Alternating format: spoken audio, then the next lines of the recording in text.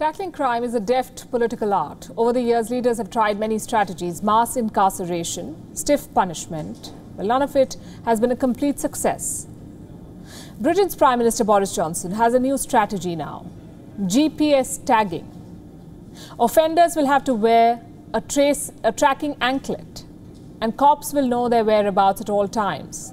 Right now, this is a limited policy, only for petty thieves who are serving out their punishment in society, what we call parole or probation. They will have GPS trackers on them. But is this a breakthrough crime prevention strategy or a slippery slope into mass surveillance? The debate is far from over. Here's a report. What if you could track every criminal in the world? Watch them weave around the map, like tiny specks on a Pac-Man game. Sounds a bit Spielbergish, doesn't it? Well, the United Kingdom wants to give it a try. Burglars who walk out of jail will be strapped with a tagging device. It looks something like this: an anklet with a GPS tracker. Once it is strapped on, it keeps pinging the offender's location. For the cops, it's a huge time saver. 80% of the time, they cannot identify the burglar. And when they do, it is a case of pausing crime, then stopping it. Half of the convicted burglars are repeat offenders, usually within a year. That's where these trackers come in. Next time there is a break-in, they can pull up the GPS map, see whether any known offender was near the crime scene. GPS tracking is part of Prime Minister Boris Johnson's grand anti-crime strategy. He's promising more cops on the beat, tougher sentences for serious offenders, and fewer let-offs.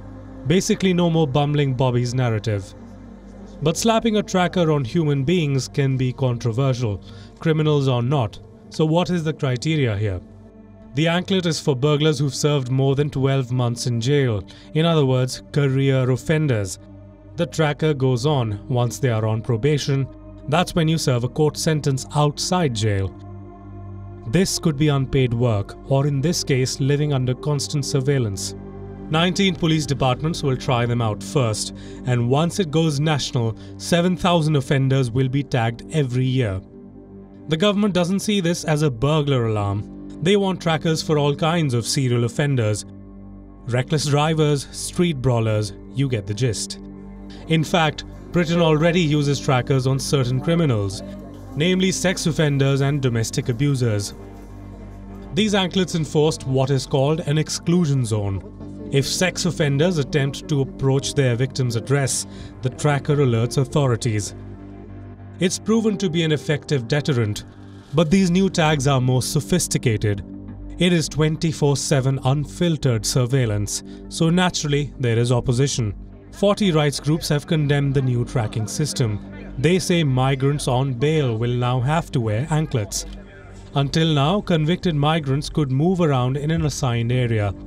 But the new system is round-the-clock GPS tracking.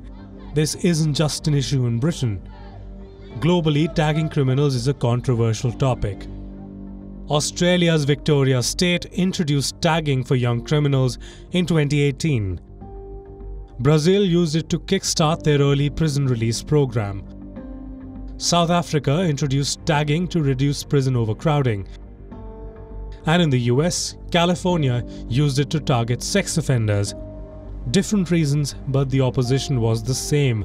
These trackers may go around the ankle, but the tug is felt near the neck. Can anklets be used as a leash on people? Do petty thieves and burglars not deserve a second chance?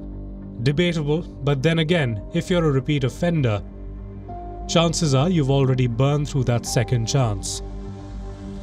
Bureau Report, WION World is One.